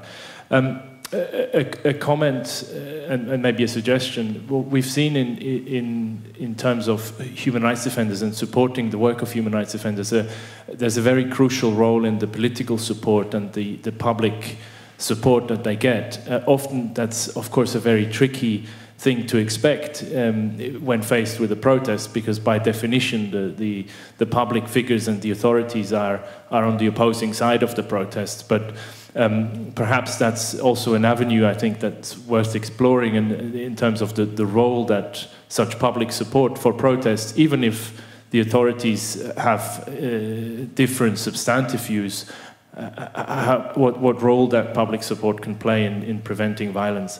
And the third one is a slightly provocative question for Barbara, and that's you've exposed very well how the peaceful protest initiative started at the Human Rights Council, and so I was wondering what the plans are to sort of bring the initiative home. You explained how it was an initiative that was born out of the inability to actually address situations of human rights violations as they occurred in Egypt, Bahrain, and other situations. So how will you now apply the very good text that you've got and the hopefully even stronger text that you will have after the next session? How will you apply that to the concrete situations of human rights violations? Thank you. Thank you very much. Yes, question in the middle, please. Thank you very much for the presentations. My name is Paul Ogendi. I work and research also in the same area. My question is with regard to third world countries. There's a problem of resources, not just financially, to buy all those kind of weapons that can be used to apply the principles that Professor Hens was speaking about, but also the resources of people, the police themselves. They find very few most of the time compared to the amount of crowd they have to face. So I think maybe somebody could comment on that dynamic in developing countries, and also try and look at it in the context of also development assistance or security assistance that always comes from elsewhere. The last question is about the principles. I'm not sure whether there's a consensus whether it is a customary, it has reached a customary status, because increasingly we are seeing the states, and I think that is a problem we are trying to talk about, are not actually following it in terms of state practice. So can we really still argue about the principles being customary in nature? Thank you. Thank you very much. Yes, some more questions. So, one there. Thank you very much. Jan Kester from the ICRC. I just wanted to know a bit more about what you think about the type of personnel also involved in facilitating peaceful protest. I'm thinking about the resort to the army, for instance, in certain cases, which basically, creates a specific type of response which is not necessarily adapted to the situation they face in a protest, because the mission of the army is fundamentally different from the one of law enforcement officials, such as the police. So how do you see that as a factor in violations of human rights occurring in such situations? Do you see also a certain evolution in the tendency of resorting to the military rather than to law enforcement officials in today's protests? And also, do you see an evolution maybe in the training of military, of the armed forces to deal more with these kinds of protests? Thank you very much. Thank you very much. Yes, please. I'm David Mead. I'm an academic from the UK that specialises in protest.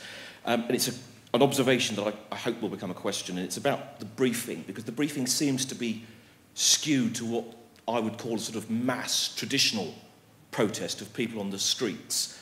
And I was just wondering the extent to which the briefing and perhaps the work at the UN ought to take account of direct action, non-violent direct action and such like, and how that is policed and regulated. And sort of two specific questions, I suppose. The extent to which, therefore, you regulate private security, because as I read the resolution, it's talking about private security acting on behalf of the state, but there's an awful lot of private security employed to control and restrict protests. And then secondly, I suppose, just the regulation of private economic power, sort of slaps and people being threatened with suits for economic loss. We've had in the UK people being sort of peaceful protesters being threatened with being sued for millions of pounds when they occupied either Stansted or Heathrow. Now, nothing came of that, but of course the threat becomes a chill. So I suppose that's my question, is the extent to which the framework needs to respond to those sorts of concerns. Thank you very much. And those of you who haven't read David Mead's book should definitely do so. He's written an excellent book on the right to protest. Any final question or comment? And then yes, there's one right at the back, please. Thank you.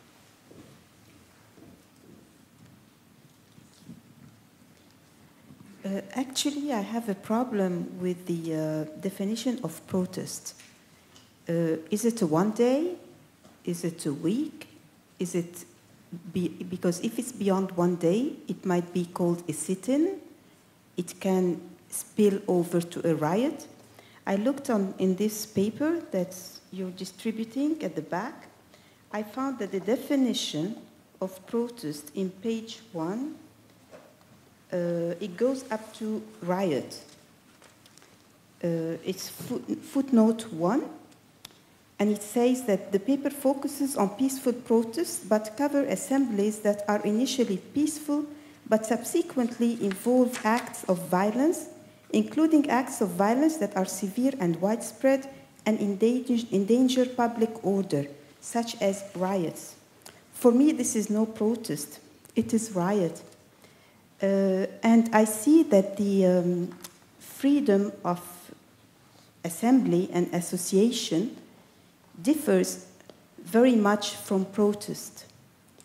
I don't have the Convention on Civil and Political Rights here in front of me, but I wonder whether the word protest is there. I'm sure there is the right for of assembly, freedom of assembly and association, but I don't recall the word protest. If I refer also to the,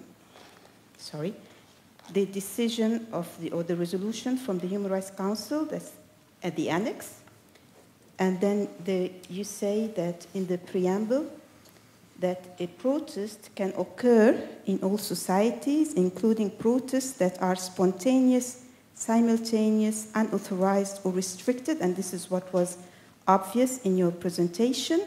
But then in para 4, you urge states to facilitate peaceful protests by providing protesters with access to public space. So I think this would be only possible if there has been an approval, a pre-approval for this protest before it happens. And I wonder, just a question, I have been holding some manifestations here in Geneva, and I go through the police, I get their accord, I know how it works. And I wonder, for this Ashraf camp, they had sort of a sit-in that I think it went beyond 200 days or 2,000 days, I can't recall very well. But they would come in the morning and leave in the afternoon, and they had a certain place, the number were known. What if the number kept on augmenting, and they come in and come in and come in and take over the whole Place des Nations, and they spill over in the roads, and they sit in, and they decide to sit in and take this Place des Nations?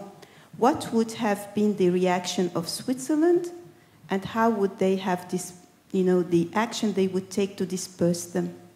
Thank you. Thank you very much. I think it was about 5 questions you got in at the end. We'll try and address as many of them as we can. Again, maybe start with you, Christoph. Well, thank you. Very briefly, and I'm sure my colleagues will respond to the questions that I don't, or give their opinions on those as well. The first question about differentiated protection. Yes, I think at the moment in the code of conduct, the only particular group that is mentioned where the police should be careful is children.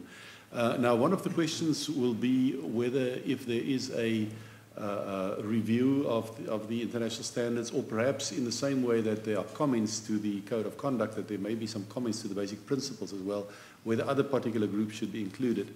And I think it would, for example, should be considered in such a case disabled, people with pre-existing medical conditions, pregnant women, I think, is another category that can potentially be included. Those are the ones that I think are the sort of obvious candidates. There may be others that should be included as well, but I think those should be considered. Yes, Paul asked about resources in developing countries and the implications for states that can't afford less lethal weapons. Well, I think for me the starting point would be that perhaps the primary obligation of the state is really to protect the lives of its people, its rights in general, but its lives as well. And especially where the state's own conduct is concerned, the duty to respect those rights. That's a very, very primary duty, that its own agents do not violate the right to life of its people. So I would put that very high up on the budget for any state. To say that if they can, and if one looks at the kind of technology that is available, much of it is not really high cost. Of course, one can go to the high-tech kinds of things, but even just batons, in addition to having live rounds, I would find it very difficult to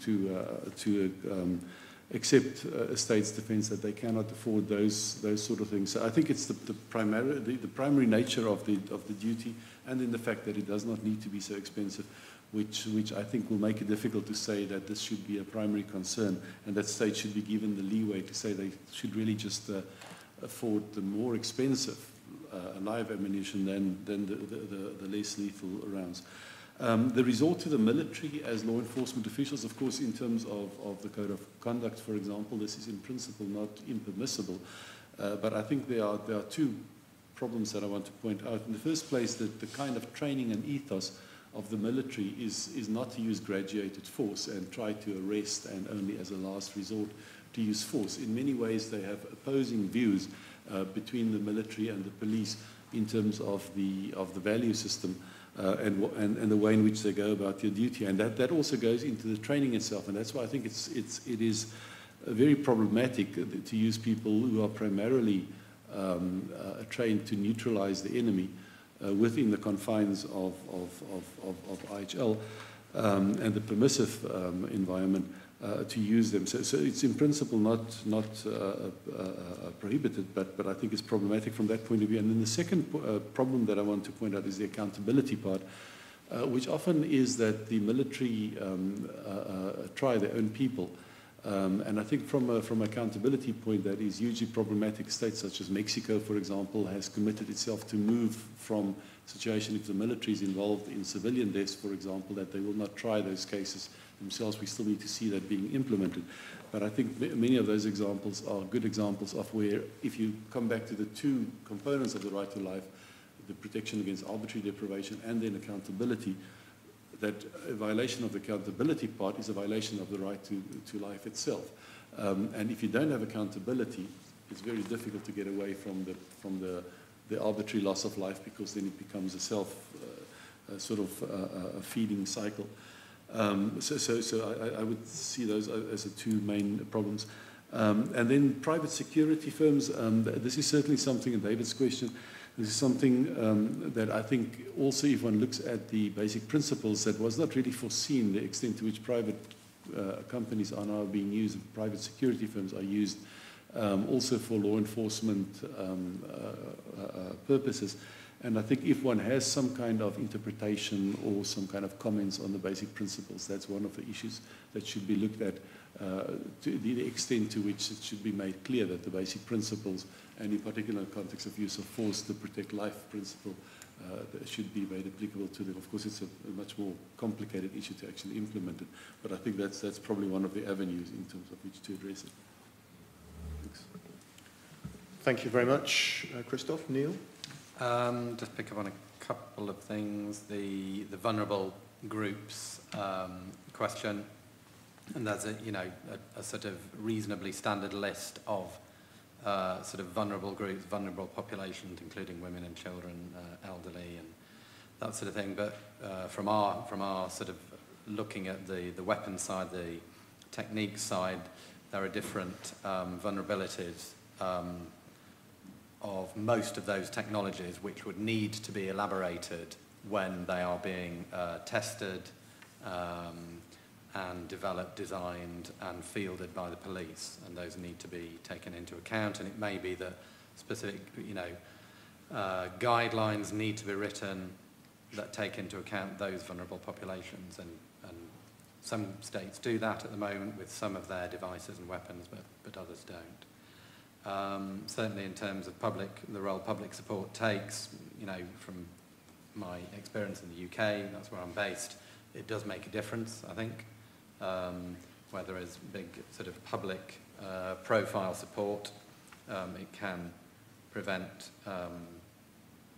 things becoming violent, but not always, I would guess.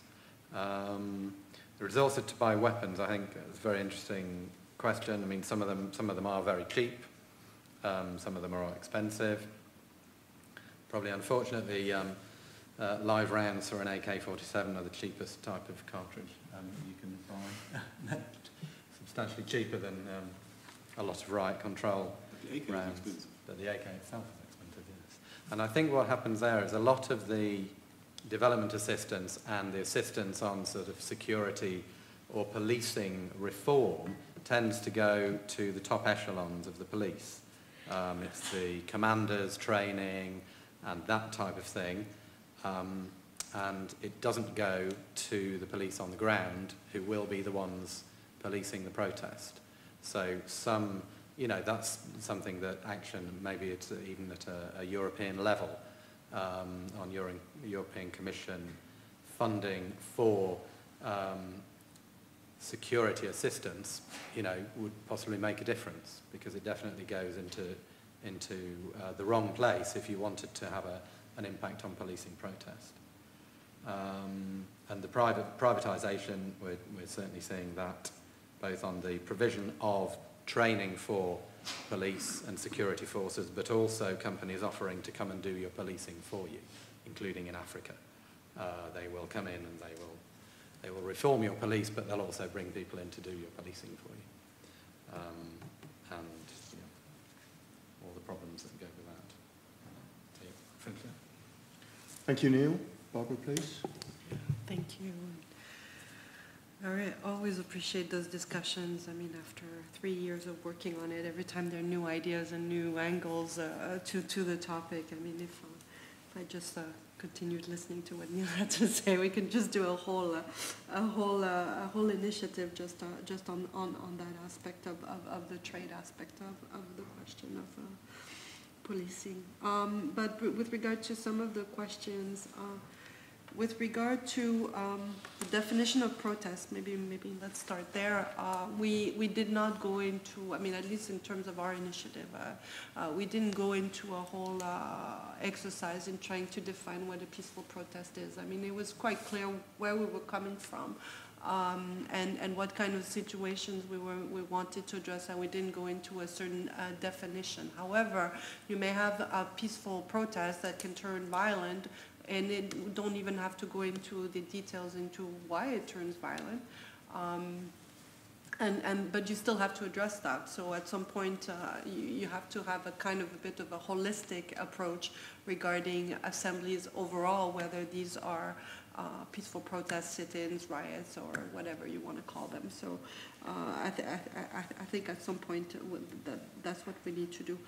The issue of access to public space, approval first, yeah, maybe, but not necessarily. I mean, you have some authorization processes that usually require, 2 weeks or at least a bit more time ahead, but there are, I mean, that's what we have in Switzerland, but you do have the space for spontaneous protests that can be organized in less than a day. So it depends on what you mean by authorization and what is meant by getting an approval first. So it depends on every situation. The Place des Nations is regulated in such a way that there are authorizations being given and there are certain conditions, and I would suspect obviously that the continuation of those authorizations being given go in line with respecting the terms of those. I don't know how the authorities would have reacted, but I do expect the authorities in Geneva would have reacted a bit differently than what we've seen over the past few months around the world, in terms of trying to get the people to actually move rather than shooting at them. With regard to the issue of private space, that is an issue that is coming more and more, that there are, even in the Western world, much more spaces which are being privatized, so maybe difficult to have the possibility to be within sight and sound of the target audiences. Obviously, those spaces are becoming so that is obviously something that will need to be addressed in the guidelines, also on how to address privatization. Privatization is all over the place. It's obviously in PMSCs. It's obviously in public space, and we all have to address that. And that by itself is a challenge in terms of accountability. Of course, I'm not going to get into that. But with regard to the army, I mean, and that goes a bit along with the same question. We had a paragraph initially which was in relation to training. That included obviously military personnel, law enforcement officials, military personnel, and private individuals working on behalf of the state. And that language came from the United Nations Declaration on Human Rights, Education, and Training, and it was more of a question of taking something that was already agreed in order to have the principle of the training without having it to go too much negotiation. But the language is being modified progressively, and this year around we have taken out military personnel as such and changed law enforcement officials into, and we hope it will go through the negotiations in terms of officials exercising law enforcement duties or functions.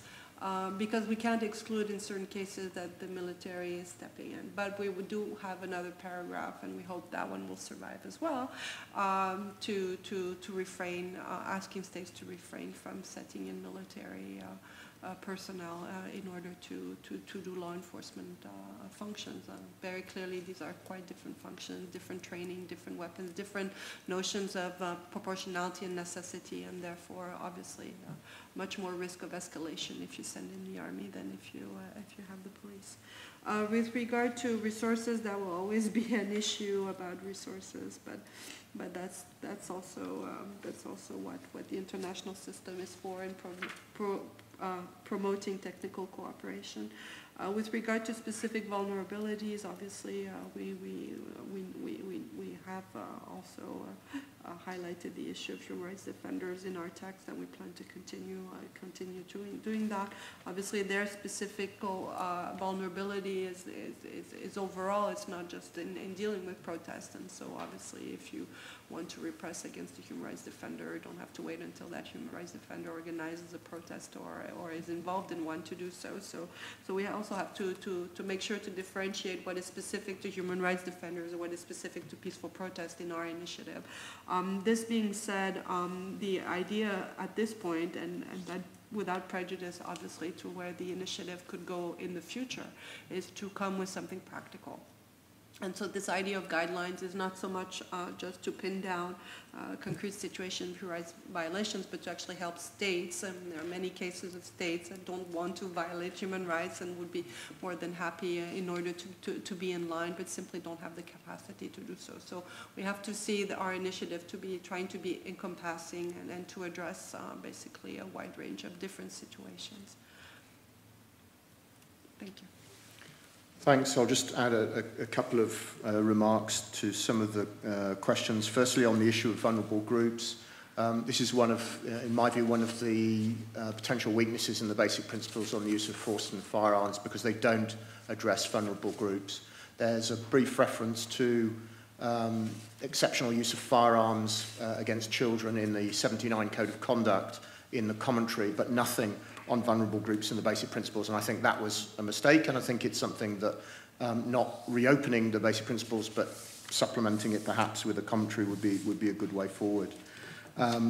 We won't spend too long on customary law. It's a very good question. I would just note that the European Court and the Inter-American Court uses the basic principles as a measure of state behaviour, so whether or not every single word reflects customary law, certainly it's used as a yardstick. Both Christoph and his predecessors have used the basic principles, I think, very effectively. Amnesty uses them systematically in its treatment. So notwithstanding whether or not they are, in every word, customary law, they are certainly the yardstick against which states can, are, and should be judged. On the issue of private security, there is, of course, the International Code of Conduct for private security companies that makes specific reference to the basic principles. The challenge, of course, is that you can't just apply them wholesale because of the difference between law enforcement officials and private security, that many of whom do not have the power of arrest and detention. And we found, there's a previous Academy briefing on our website where we do a commentary on that, and we talk about some of the challenges in applying the basic principles, which are intended for law enforcement officials, wholesale without amendment to private security. On the issue of authorization, we raise in the briefing the problem that continues to exist in a number of countries of criminalization of the mere fact of participation in an unauthorized assembly, much more organization of an unauthorized assembly, which can have terms of imprisonment that are quite significant. And finally, on the issue of the ICCPR, I'd be very reluctant to talk with the chair of the Human Rights Committee with us, so I shall reserve judgment on that one. With that said, I'd like to thank my panelists for giving up their time to present to you this evening, of course to you for your comments and questions, to Switzerland for its continued support of our work in this area.